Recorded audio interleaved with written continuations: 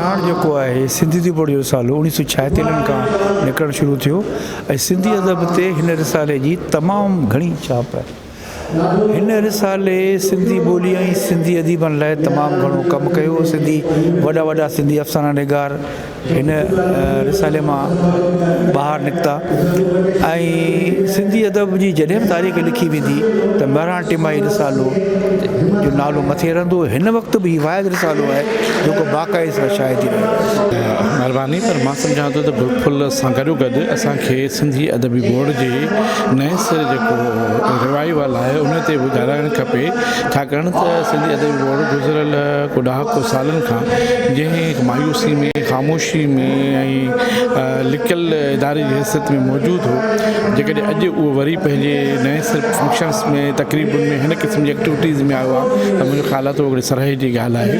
हाणे तव्हां गुलफुल जो ज़िक्र था करे, यकीनन गुलफुल रिसालो जेको आहे 1959 खां शुरू आहे ऐं मुख़्तलिफ़ वक़्तनि ते शायदि थींदो रहे थो। अॼु ताईं हुनजो पचा जो हिकिड़ो थोरो वक़्तु आहे जंहिंमें उहो बंदि थियो आहे, पर उनखां पोइ उनजी जेका कंट्रीब्यूशन आहे सिंधी अदब में उहा तमामु घणी आहे। असीं जेकॾहिं असां सिंध जे अॼु जे दौर जे तमामु वॾनि लेखकनि शाइरनि खे ॾिसंदासीं त उन्हनि पंहिंजे लिखण जी शुरूआति गुलफुल खां कई। ऐं असां जॾहिं ॻाल्हि कंदा आहियूं ॿारनि जी त उन लाइ ज़रूरी हूंदो आहे त निसाबी ऐं गैर निसाबी सरगर्मियूं हिक ई वक़्त में जारी रहणु खपनि। निसाबी सरगर्मी उहा आहे जेका असांजे निसाब खे मिलियल किताब आहिनि उहे इन्हनि खे असां पढ़ूं, पर गैर निसाबी सरगर्मी उहे शयूं आहिनि जेको असांजी तख़लीक़ी जेको सघ आहे उनखे कंहिं नमूने जेको उजागर करियूं। उहा तख़लीक़ी सघ तॾहिं उजागर थींदी जॾहिं असांजी शयुनि खे को इदारो को रिसालो छपणु वेंदो ऐं पोइ हुन में हिकिड़ो कॉन्फिडेंस थींदो, माण्हू सम्झंदो त मां लिखां थो ऐं अहिड़ो सुठो लिखां थो जो रिसालो छपे थो। त तंहिंजे करे अदब गुलफुल अॼु जॾहिं तमामु घटि आहे न, ऐं सम्झां थो को नाले ते आङुनि ते ॻणण जेतिरा ॿारनि जा रिसाला हूंदा उन में गुलफुल बि शामिलु आहे। तंहिंजे करे इन में इन जो मौजूदु हुजणु असांजे सिंधी अदब लाइ, असांजे ॿारनि अदब लाइ, असांजे ॿारनि लाइ तमामु अहम आहे। ऐं आउं सम्झां थो त इनखे रेगुलर जारी रहण बि खपे, उनजे मयार खे अञा बुलंद करण जी बि ज़रूरत आहे। ऐं मूं जीअं अॻे पंहिंजी गुफ़्तगू में बि इहा ॻाल्हि कई त हिन दौर जी ज़रूरतुनि खे बि साम्हूं रखी असां गुलफुल खे अॻिते आणियूं। असीं रुॻो उन कापी में न वञूं त जेका प्रिंटिंग जी सूरत में वञे थी, पर उन कापी में वञूं जेका छपिजे ऐं पोइ इंटरनेट ते उते ई हुजे। असांजा ॿार इंटरनेट जे थ्रू, कंप्यूटर जे थ्रू उन में पंहिंजी पार्टिसिपेशन करे सघनि, छाकाणि त हाणे जिते किथे सर्कुलेशन कोई आसान बि कमु कोन रहियो आहे। तंहिंजे करे मुंहिंजो ख़्यालु आहे त अदबी बोर्ड खे पंहिंजे हिन रिसाले खे नए दौर जे नयुनि ज़रूरतुनि ऐं घुर्जुनि मुताबिक़ अॻिते आणणु खपे। 1959 खां शायदि थिए पियो ऐं उन में असां बि नंढड़ा आहियूं, शुरूअ खां वठी असां हिन गुलफुल खे पढ़ंदा आया आहियूं। त उन में तमामु जेके असांजा जीअं असीं आहियूं या असांखां जेके नंढा हाणे लिखनि पिया त असांखां वधीक उन्हनि में शौक़ु आहे ऐं उहो वधीक सुठो पिया लिखनि। ऐं असांजे हिन गुलफुल में तमामु सुठो मयारी मज़मून अचनि पिया ऐं सॼो सिंध जा ॿार उन में पार्टिसिपेट थियनि था। उन्हनि जा जेके इंटरव्यूज़ वग़ैरह अचनि था उहे असीं उन में शायदि था कयूं। ऐं इन खां पोइ गुलफुल जो जेको आहे मुंहिंजे ख़्याल में इन में असीं नंबर बि कढिया आहिनि। इंटरव्यू नंबर आयो आहे, बालक नंबर आयो आहे ऐं ॿिया बि नंबर, कंप्यूटर नंबर आयो। त इहे नंबर आहिनि, इहे जेके आहिनि इहे पंहिंजे दौर जा हिकिड़ा वॾा नंबर आहिनि। त उन जे करे इन खे असांखे मुंहिंजे ख़्याल में त हिकिड़ो जीअं हाणे महिराण आहे त महिराण जे हवाले सां इहो ॿुधाईंदुसि एडिटर जी हैसियत में त मूंखे लॻे थो त तारीख़ में या असां मुंहिंजे 3 सालनि दौर में कॾहिं बि टिमाही महिराण ते कॾहिं को सेमिनार न थियो, को वर्कशॉप न थियो, को सेमिनार मेड़ा को न थियो आहे। त मूंखे ख़ुशी पई थिए ऐं ख़ुशि सम्झां पोइ पाण खे त आउं एडिटर आहियां ऐं मुंहिंजे दौर में इहो वॾो हिकिड़ो थियो। इन खां पोइ मूं जेके पंज इन आयामकारीअ में 5 जेके आहिनि वॾा हिकिड़ा ज़ख़ीम पर्चा ख़ासि नंबर जेके मूं शाया कराया उहे उन्हनि में मखदूम तालिबुल बोला नंबर आहे, मोहम्मद उस्मान रिप्लाई नंबर आहे या हू शमशुल हैदरी नंबर आहे, उन वर्सीअ ते असीं शाया कयो। ऐं इन खां अलावा मोहम्मद उस्मान रिप्लाई नंबर हुयो ऐं मखदूम अमीन फ़हीम जे वर्सीअ ते असीं शाया कयो। ऐं जोए साहिब जे ख़िदमतुनि ते ज़िंदगीअ जे हयाती में असां उनखे 100 साल जशन जे सिलसिले में असां उन ते नंबर कढियो। त मां सम्झां थी त ऐं हींअर असांजे महिराण जेको आहे तमामु उन में वॾा वॾा राइटर्स उहे राइटर्स आहिनि जेके पहिरें लिखंदा हुआ ऐं मूंसां उन्हनि जो तमामु घणो तावन आहे ऐं उन्हनि जो सहकार शामिलु आहे ऐं जेको बि मां ऐं हींअर त वॾी ॻाल्हि इहा थी त असांजो चेयरमैन साहिबु जेके आया आहिनि त उन्हनि जे सरपरस्तीअ में उन्हनि जे रहनुमाई में या जेको बोर्ड ऑफ गवर्नेंस जो जेको मेंबर आहिनि ऐं उन्हनि जे रहनुमाईअ में असीं जेको अॻियां वधूं पिया ऐं असांजे हिननि रिसालनि जो नज़र आहे इहा वॾी ॻाल्हि आहे ऐं इन खां पोइ असांजे पब्लिकेशन कमेटीअ जा जेके एडिटोरियल बोर्ड मेंबर आहिनि डॉक्टर आहे नवाज़ अली शोक साहिबु आहे ऐं डॉक्टर दमन पठान साहिबु आहे ऐं असद जमाल मलिक साहिबु इन्हनि टिनी जी नज़र असांजे रिसालनि ते टिनी ते आहे ऐं तमामु सुठी ॻाल्हि आहे असांखे ख़ुशी थी थिए त इन इहे आया आहिनि असां वटि ऐं असां उनजी रहनुमाई में जेको असांखे थोरी कमियूं कोताहियूं हूंदियूं थोरियूं घणियूं उन में कमज़ोरियूं हूंदियूं उन्हनि खे ज़रूरु अॻियां खणंदा ऐं उमेद था कयूं ऐं हीअ टिनो ॾींहं जो जेको प्रोग्राम थियो आहे असांखे तमामु ख़ुशी पई थिए किताबी मेलो आहे कल्ह हुनजो हुयो किताबी मेलो सर्तियुनि जो प्रोग्राम हुयो इन खां पोइ अॼु वरी बहिराणे गुलखुर जो आहे वरी राति मुशाइरो आहे वरी सुभाणे जेको आहे अमित सिंधीअ जे आहे तहज़ीदी मेड़ाको आहे सुगुणनि जी कचहरी आहे त इहो हिकु वॾो कमु थियो आहे बाक़ी बोर्ड में 80-30 साल ते हिन बोर्ड में कमु कयो आहे पर असां मूंखे यादि न आहे त कॾहिं अहिड़े नमूने को शानदार प्रोग्राम थियो हुजे हिन में आउं मुबारकबाद चेयरमैन साहिब खे ॾींदसि उन्हनि जे तवसुस सां ई प्रोग्राम थी सघियो हिकु रिसालो ई न बल्कि हिकु अहिड़ी तहरीक रहियो आहे जंहिं सिंधी ॿोली सिंधी अदब सिंधी तहक़ीक़ सिंध जी तारीख़ सिंधी में अफ़साना निगारी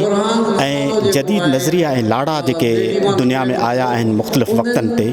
उन्हनि जी भरपूर नमूने तरवीज कई आहे ऐं गॾोगॾु वतनीयत सिंधियत ऐं ॿियनि अहिड़ियुनि शयुनि खे महिराण जी सिफ़नि में आंदो वियो आहे जेकी असांजे नौजवान नस्ल लाइ ख़ासि तौर ते वॾे लाभ जो वॾे फ़ाइदे जो ऐं हिकिड़े तमामु मथां ई मयार जो ॾस ॾियनि थियूं इहे समूरियूं लिखणियूं महिराण जूं सिंध जे तारीख़ जो हिकिड़ो अहम दस्तावेज़ आहिनि ऐं उन्हनि मां चूंड लिखणियूं जेकॾहिं अलॻि करे किताबी सूरत में आंदियूं वञनि त महिराण मां उहो नस्ल बि इस्तिफ़ादा करे सघे थो जेको उन दौर में अञा अदबी हवाले सां घणो उभरियो ऐं निसरियो कोन हुयो ऐं हाणे बि जदीद दौर में जेकी महिराण में शयूं छपजनि थियूं उन्हनि जो आला अदबी मयार आहे ऐं असां इहा ॻाल्हि वॾे फ़ख्र सां ऐं एतमाद सां चई सघूं था त महिराण ई उहो वाहिद रिसालो आहे जंहिं घणनि रुखनि खां सिंधी ॿोली ऐं अदब जी भरपूर नमूने ख़िदमत कई आहे ऐं 65 साल महिराण जी ज़िंदगी जा तमामु वॾा साल आहिनि ऐं इहे वॾा साल हिन रिसाले बल्कि हिन तहक़ीक़ी जनरल जेकी अर्पिया आहिनि सिंध खे उहे असां सिंध वासियुनि लाइ हिकिड़ी तमामु वॾी विथा आहिनि ऐं मां नथो सम्झां त पाकिस्तान में इन मयार जो को रिसालो या तहक़ीक़ी जनरल मौजूदु आहे जंहिं घणनि हवालनि सां ऐं घणनि सतहुनि ते अहिड़ी का इल्मो अदब जी ख़िदमत कई हुजे ऐं हीअ जेको मैगज़ीन आहे इहो हिकिड़ो वॾो अहम तारीख़ी जेको आहे दस्तावेज़ आहे ऐं इनखे नौजवान नस्ल खे पढ़णु खपे पहचाइणु खपे सर्कुलेशन जा काफ़ी मसइला आहिनि महिराण कंहिं दौर में तमामु वॾे पैमाने ते छपिबो हुयो हाणे उन जी जेका सर्कुलेशन आहे उहा बिल्कुलु घटि आहे पर उन जी ज़रूरत ऐं अहमियत खां कंहिं बि सूरत में इनकार नथो करे सघिजे 74-75 खां पढ़ां पई ऐं लिखां बि पई बगाए जीअं त मुंहिंजो तालुक़ु जेको आहे सो साइंस शोबे सां आहे त घणे भाङे मुंहिंजो जेको रुझान हुयो उहो इहो त ॿारनि खे सिहत ऐं सफ़ाईअ जे हिसाब सां मुंहिंजा नंढा मज़मून अक्सर औकात मुंहिंजा शाया थींदा रहिया आहिनि गुलफुल में ऐं हिते बि महिरबानी करे छापींदा रहिया आहिनि उन में पधीराई मिली आहे ऐं अॼु ताईं गुलफुल जेको आहे सो उन सां मुंहिंजो आहे रिश्तो लिखण जे हवाले सां ऐं समीना खे मां ॾींदी रहंदी आहियां जेका एडिटर आहे ऐं मूंखां उहा महिरबानी तौरु वठी ऐं उनखे कोशिशि कंदी आहे ऐं हींअर बि उन में महीने ॿिए महीने अची वेंदा आहिनि ऐं इहा बि राय मिलंदी रहंदी आहे त उन में काफ़ी ॿारनि खे सिहत सफ़ाई जे हिसाब सां छो त मुंहिंजो तालुक़ु जीअं त फिज़ोलॉजी सां आहे ऐं इल्मु सिहत ऐं इल्मु बदन सां आहे त इन जे करे मुंहिंजो जेको रुझान आहे सो साइंसी तर्जुमे जे हवाले सां पंहिंजे सब्जेक्ट जे तर्जुमे जे हवाले सां ऐं प्लस उन में तर्जुमो करे लिखण जे हवाले सां त मुंहिंजो किताब बि पब्लिश थियल आहे कणे मां केच उन में बि मुंहिंजा रिसर्च आर्टिकल आयल आहिनि पंहिंजे PhD जा सॼा मूं तर्जुमो कया आहिनि ऐं डिक्शनरी बि मुंहिंजी छपियल आहे, लैंग्वेज अथॉरिटी वारनि छपराई आहे। सो इन हवाले सां मुंहिंजो भली साइंस सां शोबे सां वास्तो आहे, पर मुंहिंजो लाड़ो जेको आहे अदबी रियाज़ खां आहे, नंढपण खां। इहो तक़रीबन सम्झो त मां जॾहिं 1967 खां जॾहिं मां शुरूआत कई आहे, अदियूं रिसाले खां, जॾहिं आंटी दाऊद पोटो साहिबु हूंदा हुआ ऐं आंटी, त उन्हनि जे ज़माने खां। ऐं पोइ मुंहिंजो हींअर बि रिसर्च सां बि आहे तालुक़ु, उन में त ख़ैर बेशुमार आहिनि। तव्हांजो अॼु जो हे जेको थियो आहे प्रोग्राम, सो तमामु बहितरीनु थियो आहे ऐं काफ़ी अरसे बाद, मुदत बाद, जॾहिं असांजे ज़िंदगीअ में मां हिते ॾिठो आहे 1980 वारो माहौल, उन खां पोइ जो माहौल, तॾहिं एतिरी रौनक न हुई। हाणे माशाल्लाह काफ़ी इम्प्रूवमेंट अची वई आहे वक़्त ऐं हालात सां गॾु। ऐं दुआ आहे त आईंदा बि इन क़िस्म जा अदबी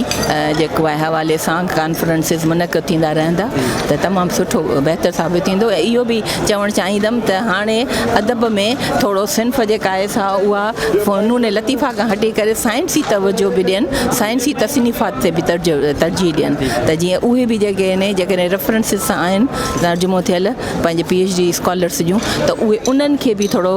मौक़ो ॾियनि, हाईलाइट कनि, त जीअं अदब में साइंसी हवाले सां बि इज़ाफ़ो थिए। छो त हींअर वरी उहो रुझान जेको आहे सो सिर्फ़ु उन्हनि लतीफ़ा ॾे जेको वेजॉडी जो आहे उहो बि पंहिंजी जाइ ते, ऐं साइंस जे हवाले सां चाहियूं था त उहो उनखे पधीराई ॾियनि, त जीअं जेके जिन जो तालुक़ु आहे पंहिंजे मुख़्तलिफ़ शोबनि सां, उहे बि पंहिंजा ट्रांसलेट करे हिते पंहिंजा आर्टिकल्स जमा कराए सघनि, तहक़ीक़ी मज़मून ख़ासि तौर ते। त महिराण इन हवाले सां जेकॾहिं इन में हिकिड़ो मख़सूस करे ऐं उन में ॾे उन्हनि खे जॻह पंहिंजे सफ़नि ते, त उहा ॾाढी सुठी ॻाल्हि थींदी। ऐं त जस ॾियां थो पहिरियां सिंधी अदबी बोर्ड वारनि खे, त एक्सपीरियंस में हाणे तव्हां ॾिसो था त काफ़ी नौजवान दोस्त जेके पंहिंजो बुक्स पंहिंजो 50% ते पंहिंजो ख़रीद करे रहिया आहिनि, बल्कि मां बि पाण वरिता आहिनि 4-5 बुक्स। त बिल्कुलु किताबनि सां पंहिंजो क़ौम जा आइडियोलॉजी शिफ्ट थियनि था, क़ौम जा करैक्टर्स तब्दील थियनि था। सिंधी अदब जे हवाले सां, अदब जे मयार जे हवाले सां, अदबी तरक़ी जे हवाले सां जेको सिंधी अदबी बोर्ड इदारे जो किरदारु आहे उहो त तमामु घणो वॾो ऐं साराह जोॻो आहे। ऐं हुननि जे जेके रिसाला आहिनि, महिराण, टिमाही, गुलफुल या सरतियूं, उन्हनि बि अदब में वॾी माना हिकिड़ी तरक़ी अदब जे लाइ, अदब जी वाधि जे लाइ, ॿोली जी वाधि जे लाइ अहम माना किरदारु अदा कयो आहे। ऐं रिसेंटली जेको मखदूम साहिबु आहे, मखदूम सही ज़माना आतिफ़ साहिब जन, उन्हनि हीअ मां सम्झां थो बोर्ड जी 50 साल तारीख़ पुराणी खां वठी, छो त असांजी पुराणी वापसि आहे, लिखूं था। मां त पहिरियों दफ़ो छपियो ई गुलफुल में हुउसि, त साईं जेको मेलो करायो आहे किताबी ऐं जेके सेमिनार था थियनि, जेके शख़्सियतूं कमु करे वियूं आहिनि, कंट्रीब्यूट करे वियूं आहिनि, उन्हनि जे हवाले सां जेके तारीख़ी कमु थियनि था,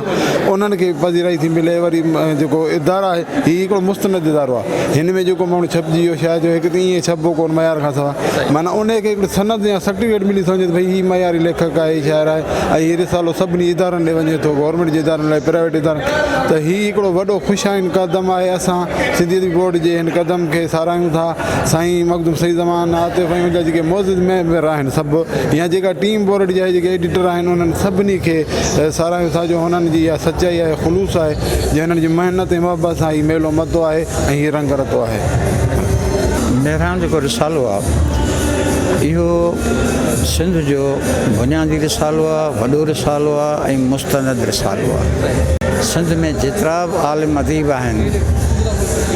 त उहे हिन रिसाले खे पढ़ी करे वॾा आलिम, वॾा अदब, वॾा शाइर थिया आहिनि। हीउ रिसालो सेखारे थो मज़मून कीअं लिखिजे, शेर कीअं लिखिजे,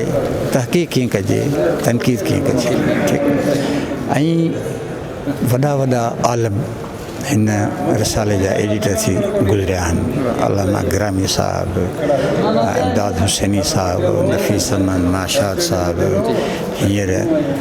भेण समीना मेमन साहिबु आहे। ऐं हींअर को महीनो या 1.5 महीनो थींदो त मूंखे 3 रिसाला मिलिया हुआ। टिमाही महिराण मिलियो हो, गुलफुल मिलियो हो, सरतियूं मिलियो हो। ऐं मां पढ़ी उन्हनि खे हैरान थी वियुसि त हिननि रिसालनि में हेतिरी तरक़ी थी आहे ऐं हेतिरो कमु थियो आहे, हेतिरो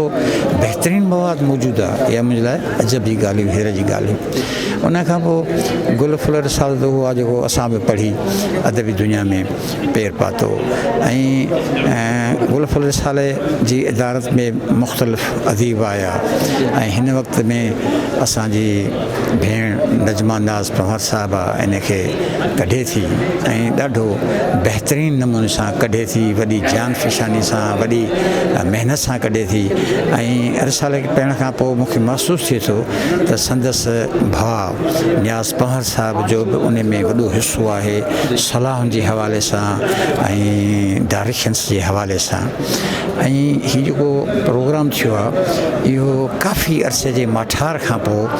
ऐं हीउ 3 ॾींहंनि जो तमामु वॾा प्रोग्राम पिया थियनि जिन में 3 ॾींहंनि जो किताबी अदबी मेलो बि आहे। हिन अदबी बोर्ड खे इन क़िस्म जा कमु करणु घुरिजनि। असल में छा आहे जो सिंधी अदब में ॿारहं अदब न हुअण जे बराबरि आहे, छाकाणि त असां वटि एतिरा ॿारनि जा रिसाला निकिरनि कोन पिया। इहो हिकिड़ो ई गुलफुल आहे जेको काफ़ी अरसे खां ॿारनि लाइ निकिरे पियो ऐं असां जेको लिखण जी शुरूआति कई उहा बि इन गुलफुल खां लिखण जी शुरूआति कई। न गुलफुल में 1995 खां जॾहिं साईं अकबर जिसकाणी साहिबु हूंदो हुयो त असां हिन में लिखंदा हुआसीं। मुंहिंजी हिन में हिकिड़ी क़िस्तवार कहाणी हलंदी हुई, नानी नूरा जी आखाणी, त उहा मुंहिंजी जेतिरी कहाणियूं हुन में हलियूं उहा हिन सिंधी अदबी बोर्ड वारनि हिन वक़्तु उहा हिन अलॻि किताब जी सूरत में आंदी आहे जेका हिन किताब छपियो आहे नानी नूरा जूं आखाणियूं जे नाले सां। त उन में मुंहिंजूं 20-25 कहाणियूं जेके मुंहिंजियूं हिन में छपियूं गुलफुल में असां लिखण जी शुरूआति उतां ॿारहं अदब खां कई। उन खां पोइ असां पंहिंजा रिसाला बि कढिया, पर छाकाणि त असांजे सिंधी अदब में इहा आहे त ॿारहं अदब तमामु घटि पियो सरिजे, छाकाणि जेके ॿारनि जे लाइ लिखंदा हुआ